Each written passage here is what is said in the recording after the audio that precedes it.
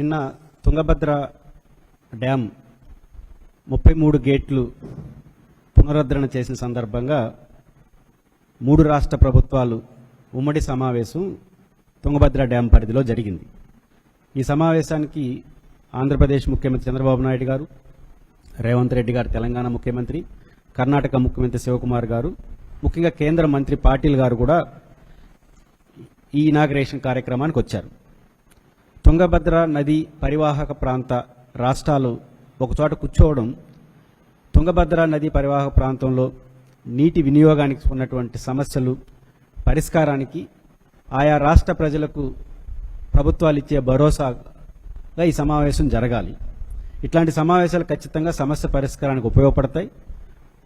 మూడు రాష్ట్రాల ముఖ్యమంత్రులు కూడా హుందాగా మాట్లాడుకున్నారు. అంతవరకు ఏమీ అభ్యంతరం లేదు. ఇట్లాంటి సమావేశాల నుంచి ప్రధానంగా 2 అంశాలు ఆశిస్తాం. ఒకటి, ఆ డ్యామ్ పరిధిలో ఉన్నటువంటి ఆయా రాష్ట్రాలు తమ రాష్ట్ర ప్రజలకు తాము ఏమి చేయబోతామో, తమ ఇంట్రెస్ట్ ఏంటో తమ సమీపంలో ఉన్నటువంటి భాగస్వామ్య రాష్ట్రాలకి స్పష్టమైన సంకేతం ఇవ్వాలి. 2, రాష్ట్ర ప్రజలకు మన కమిట్మెంట్ ఏంటో చెప్పాలి. ఈ 2 అంశాల ఆధారంగా ఇట్లాంటి సమావేశాలు జరగాలి. వివాదాస్పద అంశాల గురించి ప్రస్తావించమని మేము కోరం. కర్ణాటక అప్పర్ భద్రా పేరుతో నిబంధనలకు విరుద్ధంగా ప్రాజెక్ట్ టేకప్ చేసింది. దానికి జాతీయ హోదా ప్రాజెక్టు కూడా కేంద్రం ప్రకటించి డబ్బులు కేటాయించింది. దీన్ని మనం వ్యతిరేకిస్తున్నాం. కానీ ఆ వేదిక మీద అవి ప్రస్తావించాలని నేను కోరుకోవట్లేదు. కానీ ఆ రిజర్వేషన్స్ కూడా మనం చూపించాలి.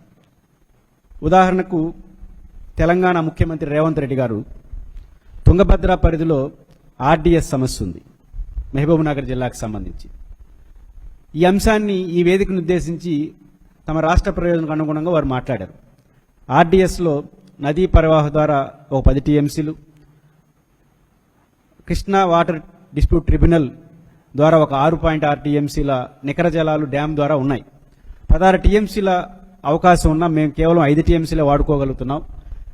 పూర్తి స్థాయి వాటర్ను వాడుకోవడానికి మహబూబ్ నగర్ జిల్లా నీటి సమస్య పరిష్కారం కోసం ఆంధ్రప్రదేశ్ ప్రభుత్వం, కర్ణాటక ప్రభుత్వం, కేంద్ర ప్రభుత్వం సహకరించాలని రేవంత్ రెడ్డి గారు అదే సభలో కోరారు. అది వారి ఇంట్రెస్ట్. దీని ద్వారా 2 అంశాలు వెళ్ళాయి. ఒకటి, మహబూబ్ నగర్ ప్రజలకు ఈ ప్రాజెక్టు విషయంలో మేము ఖచ్చితంగా ఉన్నామనే సంకేతం ఇచ్చారు. తమ సమీప భాగస్వామ్య రాష్ట్రాలకి మా ఇంట్రెస్ట్ ఏంటో చెప్పారు. కానీ ఇదే సభలో ఆంధ్రప్రదేశ్ ముఖ్యమంత్రి చంద్రబాబు నాయుడు గారు పాల్గొని సంబంధం లేని అంశాలు ప్రస్తావించారు. తుంగభద్ర డ్యామ్ గేట్ల ఆవిష్కరణ సమయంలో మాట్లాడాల్సిన అంశాలేంటి, తుంగభద్ర డ్యాంకు ఆంధ్రప్రదేశ్కు రాయలసీమకు ఉన్న లింక్ ఏంటి, సమస్యలేంటి, ప్రాజెక్టుల పరిస్థితి ఏంటి, దానికి 3 రాష్ట్రాలు కలిసి ఏమి చేసుకుందాం, కేంద్రం ఏమి చేయాలి అనే ఆలోచన ఆంధ్రప్రదేశ్ ప్రభుత్వం నుంచి మాట్లాడుండాలి. తుంగభద్ర డ్యాంతో ఏ సంబంధం లేని జాతీయ నదుల అనుసంధానాన్ని అక్కడ ప్రస్తావించారు. తుంగభద్ర డ్యామ్ రిలేటెడ్ అంశాలన్నీ మాట్లాడేసి ఆ తర్వాత జాతీయ నదుల అనుసంధానం గురించి మాట్లాడుంటే బాగుండేది. అసలు తుంగభద్ర డ్యామ్ రిలేటెడ్ ఏ అంశాలు మాట్లాడకపోవడం వల్ల 2 పొరపాటు సంకేతాలు వెళ్ళాయి. తమ సమీప రాష్ట్రాలన్నీ కర్ణాటక కావచ్చు, తెలంగాణ కావచ్చు, వీళ్ళకేం పెద్ద ఇంట్రెస్ట్ ఏమి లేదేమో తుంగభద్ర నది పైన అనే మెసేజ్ వెళ్ళిందా లేదా? రాయలసీమ ప్రజలకు తుంగభద్ర నీళ్లను పూర్తి స్థాయిలో ఉపయోగించే ఆలోచన ప్రభుత్వానికి లేదా అన్న నెగిటివ్ సంకేతం వెళ్ళలేదా? ఒకసారి ఆంధ్రప్రదేశ్ ప్రభుత్వం ఆలోచించాలి. తుంగభద్రకి జాతీయ నదుల అనుసంధానానికి గంగా కావేరి ఏంటి రిలేషన్? తుంగభద్రకు ఎలాంటి రిలేషన్ లేదు జాతీయ నదుల అనుసంధానంలో. లేదా జాతీయ నదుల అనుసంధానం చేసేస్తే తుంగభద్ర పనులు అవి చేయవు. కానీ ఏ కనెక్షన్ లేని దాన్ని తీసుకొచ్చి అక్కడ మాట్లాడడం ద్వారా తుంగభద్ర పైన మాకు ఇంట్రెస్ట్ లేదనే మెసేజ్ వెళ్తుంది కదా, వెళ్ళింది కదా. ఇది ఆంధ్రప్రదేశ్ ప్రభుత్వం ఆలోచించాలి. ఇంకొక విషయం కూడా ముఖ్యమంత్రి గారు గుర్తించాలి. తుంగభద్ర పెన్న ఇదే రాయలసీమలో 160 సంవత్సరాల క్రితం డచ్ కంపెనీ వాళ్ళు జాతీయ నదుల అనుసంధానం చేశారు. భారతదేశంలోనే మొదటి జాతీయ నదుల అనుసంధానం 160 సంవత్సరాల క్రితమే రాయలసీమలో జరిగింది. అది కేసీ కెనాల్ ద్వారా జరిగింది. తుంగభద్ర పెన్నా అనుసంధానం జరిగింది. ఇదే రాయలసీమలో పోతిరెడ్డిపాడు, బనకచెర్ల దగ్గర నదుల అనుసంధానం జరిగింది. 150 సంవత్సరాల క్రితమే నదుల అనుసంధానం రాయలసీమలో జరిగింది. దీని స్ఫూర్తిదాయకంగా కేంద్ర ప్రభుత్వం కూడా చేయాలనుకుంటే ఎంత బాగుండేది. అలాంటిది దానికి భిన్నంగా నదుల అనుసంధానం మొదట పాటిల్ గారే చొరవతో జరుగుతుందని చంద్రబాబు గారు మాట్లాడడం రాయలసీమలో జరిగిన ఈ అద్భుతాన్ని విస్మరించడమే కదా. కాబట్టి సంబంధం లేనటువంటి ప్రాజెక్టుతో నదుల అనుసంధానం గురించి మాట్లాడడం, రాయలసీమలో ఆల్రెడీ నదుల అనుసంధానం జరిగినా కూడా దాన్ని విస్మరించి మాట్లాడడం అనేది సరైనది కాదు. ముఖ్యంగా ఆంధ్రప్రదేశ్ ప్రభుత్వం ఏ అంశాలు ప్రస్తావించాలి?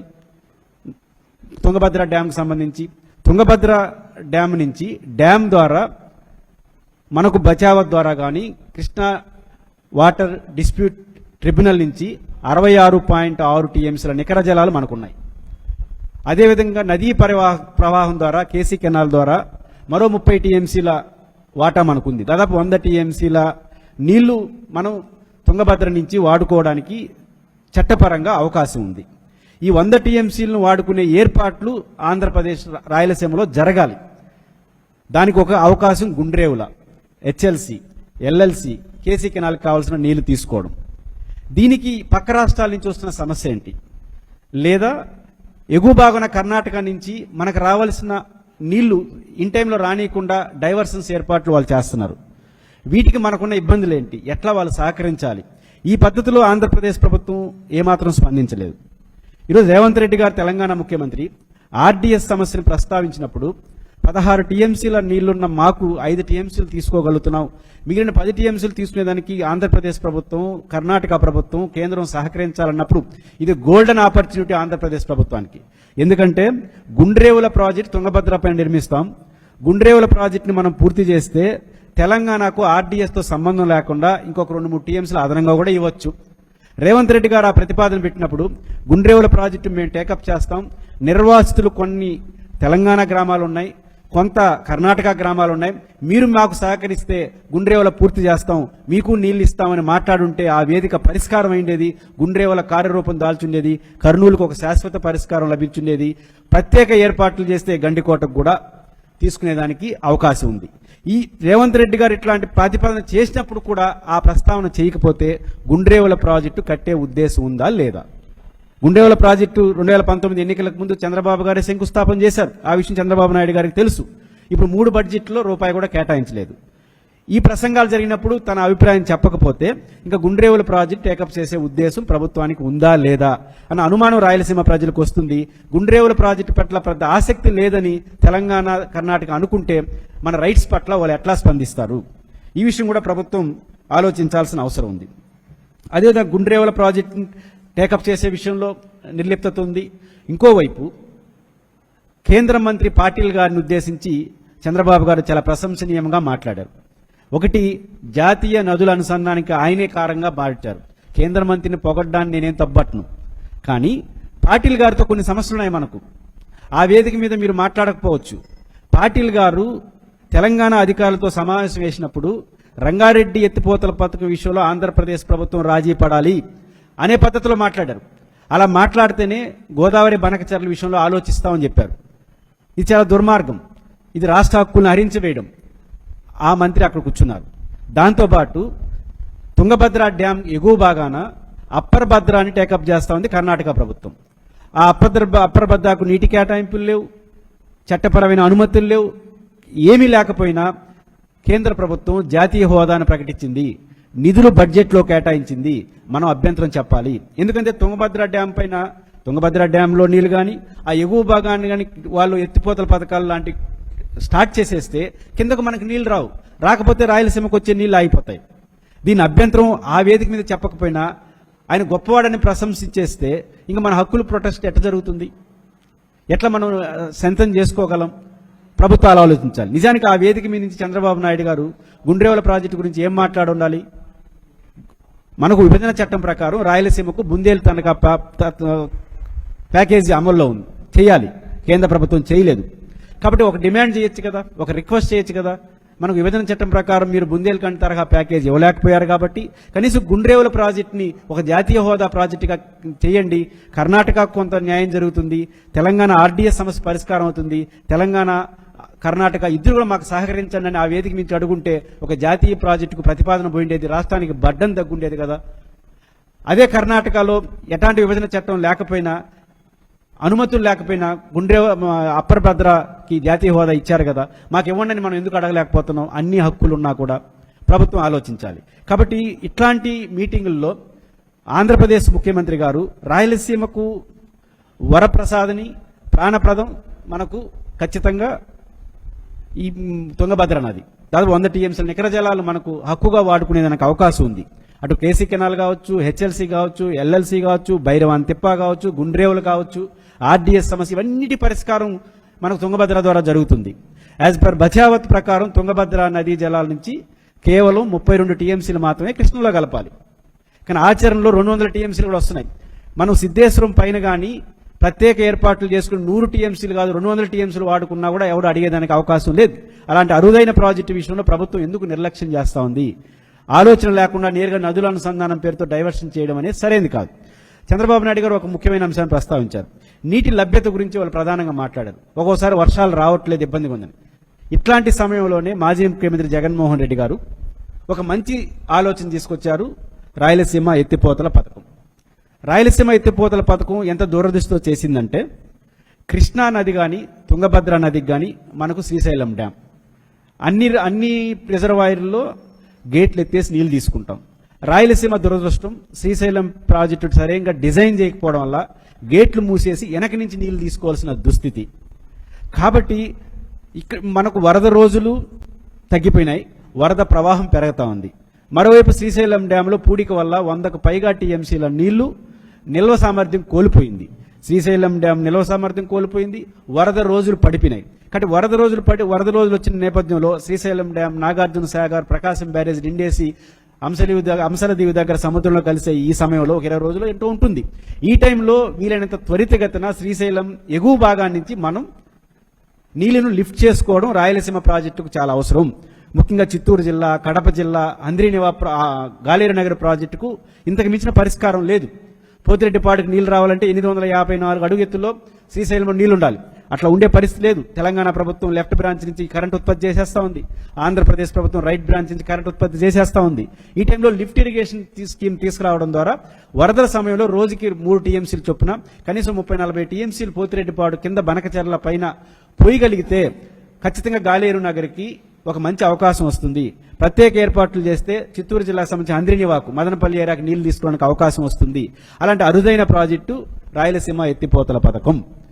కానీ రాయలసీమ ఎత్తిపోతల పథకం పట్ల రేవంత్ రెడ్డి గారు మాట్లాడిన తీరు, ఆంధ్రప్రదేశ్ ప్రభుత్వం ఆ ప్రాజెక్టుని పైన కామెంట్లు చేసి చూస్తే రాయలసీమ ఎత్తిపోతల పథకం 80% పూర్తయినా కూడా అది ఏమవుతుందో తెలియనటువంటి పరిస్థితి. కాబట్టి రాయలసీమ ఎత్తిపోతల పథకం ఉంటే ఖచ్చితంగా కృష్ణానదిలో వరదలు వచ్చినప్పుడు, తుంగభద్రలో వరదలు వచ్చినప్పుడు మనం ఫాస్ట్గా నీళ్లు తీసుకుని పోతిరెడ్డిపాడులో పోతే అటు గండికోటకు కావచ్చు, ఇటు రాయలసీమ ప్రాంతాలకు నీళ్లు ఇచ్చేదానికి ఒక అరుదైన అవకాశం. ఆంధ్రప్రదేశ్ ప్రభుత్వం ఏం వాదిస్తూ ఉంది? ముచ్చిమర్రి ఉంది కదా అని వాదిస్తూ ఉంది. నిజానికి ముచ్చిమర్రి ఎందుకు టేకప్ చేశారు? డాక్టర్ వైఎస్ రాజశేఖర రెడ్డి గారు దూరదృష్టితో 800 అడుగుల ఎత్తులోనే 7000 క్యూసెక్కుల సామర్థ్యంతో ముచ్చిమర్రి ప్రాజెక్టు రూపొందించారు.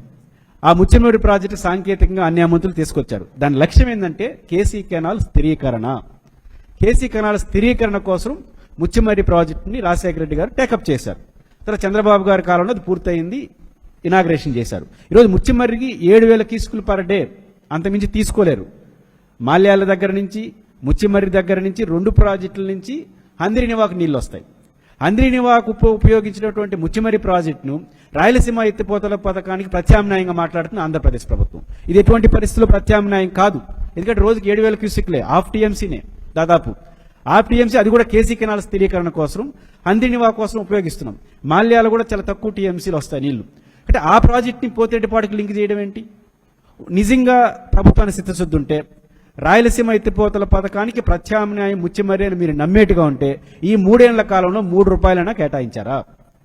నిజంగా ప్రత్యామ్నాయం అయితే మీరన్నట్టు ముచ్చిమర్రి నుంచి పోతిరెడ్డిపాడు కింద నీళ్లు పోయొచ్చు, రాయలసీమ ఎత్తిపోతల పథకం అవసరం లేదు అని మాట్లాడుతున్నారు కదా. మరి ముచ్చిమర్రి నుంచి పోతిరెడ్డిపాడు కింద నీళ్లు పోసే ఏర్పాట్లు ఈ 3 సంవత్సరాల్లో ఏమైనా చేసినారా? రేపేమైనా చేస్తారా? కేవలం రాయలసీమ ఎత్తిపోతల పథకాన్ని విమర్శించడానికి ముచ్చిమర్రిని వాడుకుంటారంటే అది సరైనది కాదు. కాబట్టి రాయలసీమ ఎత్తిపోతల పథకం, ముచ్చిమర్రి, సిద్ధేశ్వరం ఇవన్నీ కూడా మనకు రాయలసీమలో నీళ్లు తీసుకురావడానికి, శ్రీశైలం ఎగువ భాగాన్ని నుంచి వాడుకోవడానికి ఒక అరుదైన అవకాశం. అట్లాంటి వాటిని నిర్లక్ష్యం చేసే పద్ధతిలో ప్రభుత్వం వ్యవహరిస్తే రాయలసీమకు చాలా నష్టం జరుగుతుంది. ముఖ్యంగా ఆంధ్రప్రదేశ్ ప్రభుత్వానికి ఇప్పటికైనా విజ్ఞప్తి చేస్తున్నాం. మీరు నదుల అనుసంధానం గురించి మాట్లాడడాన్ని నేను తప్పట్టట్లేదు. ఆ నదుల అనుసంధానానికి రాయలసీమ ప్రాజెక్టుకి ఏం సంబంధం? మీరేమంటారు? గోదావరి నది నుంచి బనకచెర్లకు నదుల అనుసంధానం చేస్తాం అంటున్నారు. ఎంత ఖర్చు? 1,00,000 కోట్లు. ఎంత ప్రయోజనం? 100 టీఎంసీలు. బాగుంది. మేమంటుంది ఏంటంటే రాయలసీమ ఎత్తిపోతల పథకం 80% పూర్తయింది. ఇంకొక 1,500 కోట్లు 2,000 కోట్లు ఖర్చు పెడితే పూర్తయిపోతుంది. 50-60 టీఎంసీలు తీసుకోవచ్చు. అంటే 1,500 కోట్లు ఖర్చు పెట్టి 50-60 టీఎంసీలు నీళ్లు తీసుకోవడానికి మనసు రాని మనం 1,00,000 కోట్లు పెట్టి 100 టీఎంసీలు తీసుకొస్తానంటే ఎట్లా నమ్మాలి? ఈరోజు గుండ్రేవల ప్రాజెక్టు ఉంది, ఇంతకుముందు నేను ప్రస్తావించినట్టు. ఈ 100 టీఎంసీలు మొత్తం ఖర్చు ఎంత అవుతుంది? ఒక 20,000 కోట్లు అవుతుంది. 20,000 కోట్ల రూపాయలు ఖర్చు పెట్టగలిగితే 100 టీఎంసీల నీళ్లను గ్రావిటీ ఫోర్స్తో శాశ్వతంగా తీసుకోవచ్చు కదా. 20,000 కోట్లు ఖర్చు పెట్టి 100 టీఎంసీలు గుండ్రేవలను ఉపయోగించుకునే దానికి మనసరాని పాలకులకు 1,00,000 కోట్లు పెట్టి గోదావరి నుంచి బనకచెర్లకు నీళ్లు తీసుకొస్తామంటే ఎట్లా నమ్మాలి? కాబట్టి ప్రభుత్వం సీరియస్గా పదే నదుల అనుసంధానం పేరు చెప్పి రాయలసీమ ప్రాజెక్టులు నిర్లక్ష్యం చేయడం అనేది సరైనది కాదు. నేను ఈ ప్రభుత్వాన్ని సూటిగా అడగదలుచుకుంది కూడా, విజ్ఞప్తి కూడా, మీరు వెంటనే ఈ 2 ఏళ్లలో 50,000 కోట్లు కేటాయించండి, 60,000 కోట్లు కేటాయించని నిందించదలుచుకోలేదు. మా ఇంట్రెస్ట్ ఉంది, గుండ్రేవలు టేకప్ చేస్తాం, రాయలసీమ ఎత్తిపోతల పథకం పూర్తి చేస్తాం, రాయలసీమలో ఉన్నటువంటి తుంగభద్ర నదీ జలాలను పూర్తి స్థాయిలో వినియోగించుకుంటాం అనే మాట అన్నా చెప్పండి. అలా మాట చెప్పకపోతే 2 రాష్ట్రాలకి మన పట్ల ఒక వ్యతిరేక భావం ఏమొస్తుందంటే వీళ్ళకి తుంగభద్ర విషయంలో మనం ఏం చేసినా చెల్లిపోతానుకుంటారు. ఈరోజు కర్ణాటక ప్రభుత్వం ఉంది, ఆర్డీఎస్ పైన 3 ప్రాజెక్టులు డిజైన్ చేసింది. వాళ్ళు 1.5 టీఎంసీ మాత్రమే నదీ పరివాహం ద్వారా వాడుకోవాలి. కానీ 10 టీఎంసీలకు డిజైన్ చేసినారు. అప్రభద్ర పేరుతో డిజైన్ చేసినారు. వీళ్ళందరూ ఎందుకు డిజైన్ చేస్తున్నారు? 32 టీఎంసీలు కృష్ణాలో కలపాల్సిన తుంగభద్ర నుంచి ఆచరణలో 100 టీఎంసీలు పోతున్నాయి కాబట్టి ఎవరూ వాడుకోవట్లేదు కాబట్టి మేము వాడుకుంటున్నాం అంటున్నారు వాళ్ళు. పైపించి ఆంధ్రప్రదేశ్ అభ్యంతరం చెప్పాల్సిన ఆంధ్రప్రదేశ్ ప్రభుత్వం ఇట్లాంటి మీటింగుల్లో అవేమి ప్రస్తావించకపోతే వీళ్ళకి పెద్ద ఆసక్తి లేదేమో, మన పార్టీకి మనం ముందుకు పోదామని కర్ణాటక అనుకోదా, తెలంగాణ అనుకోదా? అప్పుడు మన హక్కులకు ప్రమాదం వస్తుంది కదా. కాబట్టి ఆంధ్రప్రదేశ్ ప్రభుత్వం హక్కులు ప్రొటెస్ట్ చేయాలి, ప్రజలకు అష్యూరెన్స్ ఇవ్వాలి. ఈ ప్రాజెక్టులు మా పరిధిలో ఉన్నాయి, ఈ ప్రాజెక్టులన్నీ రేపు టేకప్ చేస్తే 100 టీఎంసీలు ఇండెట్ మనం పెట్టచ్చు. అప్పుడు రేపు తెలంగాణ ఒక ప్రమాదకర వాదన తీసుకొస్తా ఉంది. ఉమ్మడి రాష్ట్రంలో మాకు అన్యాయం జరిగింది కాబట్టి నీటి కేటాయింపులో మార్పులు చేర్పులు చేయమంటున్నారని. మనం ఈ ప్రాజెక్టులని మా అవసరాలు ఉన్నాయని మనం డిజైన్ చేస్తే కేంద్ర ప్రభుత్వం వాదనల ముందు బలంగా చెప్తాం. అందుకని ఆ పాయింట్ ఆఫ్ వ్యూలో కూడా మీరు కేంద్రీకరించాలి. కాబట్టి హక్కులు ప్రొటెస్ట్ చేయండి, అదేవిధంగా ప్రజలకు అష్యూరెన్స్ చేయండి. నిన్న ఉమ్మడి కర్ణాటకలో జరిగినటువంటి ఈ సభలో మీరు కేవలం నదుల అనుసంధానం గురించే ప్రస్తావించి ముగించడం వల్ల ఒక రాంగ్ మెసేజ్ వెళ్ళింది. ప్రభుత్వం ఇప్పటికైనా పునరాలోచించి తుంగభద్ర నదీ జలాన్ని సంపూర్ణంగా రాయలసీమకు ఉపయోగించే విధంగా గుండ్రేవుల, హెచ్ఎల్సి, ఎల్ఎల్సి, భైరవాన తిప్ప ఏర్పాట్ల వైపు ముందుకు నడవాలి. కర్ణాటక, తమిళనాడు, తెలంగాణ మాట్లాడుకొని వాళ్ళ ప్రాజెక్టుకు మనం అభ్యంతరం చెప్పుకుంటే మా ప్రాజెక్టులు మీరు అభ్యంతరం చెప్పది ఇచ్చిపుచ్చుకునే ద్వారంతో ముందుకెళ్లాలి. రాయలసీమ ఎత్తిపోతల పథకాన్ని ముచ్చెమరితో లింక్ పెట్టి ఆపే ప్రయత్నం ఆపండి. రాయలసీమ లిఫ్ట్ను కూడా పూర్తి చేయమని చెప్పి ఈ సందర్భంగా ప్రభుత్వాన్ని నేను విజ్ఞప్తి చేస్తాను.